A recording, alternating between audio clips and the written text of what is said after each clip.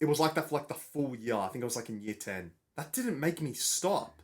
That just made me that much more motivated to go home every single day after school and further educate myself by watching like YouTube videos. Like there is so much free education out there. I would watch YouTubers like Zach Perner, Greg Doucette, Jeff Cavalier. All these guys just, honestly, I'm super grateful for them because they just fastened my progress that much more. They started teaching me stuff about how you shouldn't be powerlifting and how you should be sticking in the hypertrophy rep range.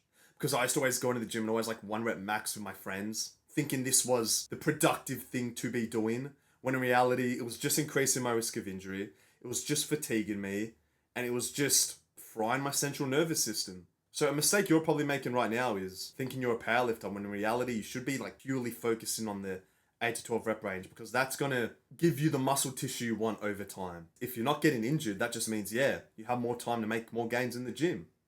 I would get injured. I remember I tore my rotator cuff like very slightly. I hurt my knee, strained my lower back, all because I was lifting like an absolute spastic.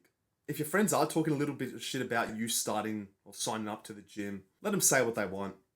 Because at the end of the day, there's 2 routes you can take. You can level up IRL, improve your physical appearance, improve your mental health, improve your social skills, or you can level up in the virtual world, which most likely all of your like old friends of high school are just still doing. They're like stuck in that. They're stuck in that like mind fuck of just virtually leveling up. So if those are the friends that are talking shit about you trying to improve your physique, don't let it affect you that much because before you know it, like the time's going to go by anyway. There will come a moment in time when you're at the beach and maybe you see these people if they go outside. But there will come a time in the future when you'll see these people again. You'll realize that this whole time it was actions that spoke louder than words. Words only have so much value compared to the actions you take. Don't be that guy who's saying, oh, this New Year's I'm going to get jacked. Why wait till New Year's? Why waste another full month? Start now and then you won't ever have to watch videos like this ever again to find some like comforting answer for you to know like, oh, how long does it actually take to get jacked? They're questions you shouldn't be asking. Like I just said, the time's going to be going by no matter what.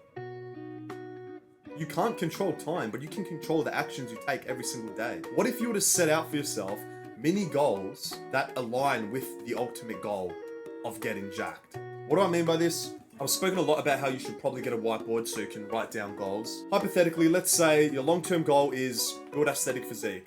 Cool, great. That's like long term. That's probably going to take you like 2 to 3 years. Now, what if I was to tell you can make short-term goals which ultimately align with that? Almost like building bricks, which over time, yeah, you accomplish the long-term goal. So what are some short-term goals you can take right now to achieve this? Eat 3 to 4 like high-protein meals a day. Get 8 hours sleep. None of this like 7-hour sleep bullshit. You know deep down you probably feel a whole lot better when you're getting 8 hours of sleep compared to 7. So please, get 8 hours. Work out consistently, obviously. Log your workouts so you have some sort of progress and results for you to improve on. If you're not logging workouts, you're kind of just going into the gym with no plan. So log your workouts. And 4th, bro, stay hydrated. Like I'm drinking chocolate coconut water. This is actually relatively healthy. It's got like 5 ingredients which are all natural. Hydrates you probably better than water because of all the like electrolytes and shit. But right now, you're probably not even drinking like 3 to 4 liters of water a day. So double down on the basics. Stay hydrated. Sleep 8 hours. Log your workouts. And bro, you're already ahead of like 80% of the competition. Just because you kept things simple. You didn't have to watch all this like extra scientific YouTube videos like Jeff Nippard, whatever his name is, Sam Sulek.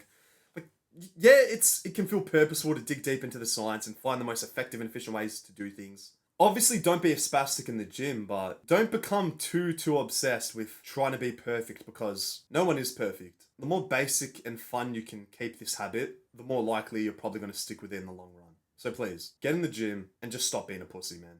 I hope this video motivated or inspired you. I'm currently doing one-on-one mentorship. It'll be the first link in the description. Other than that, make sure to click that little like subscribe button and also that little bell icon. It'll kind of like remind you of when I post videos and you can watch them as soon as humanly possible. I'll see you in the next video. Peace.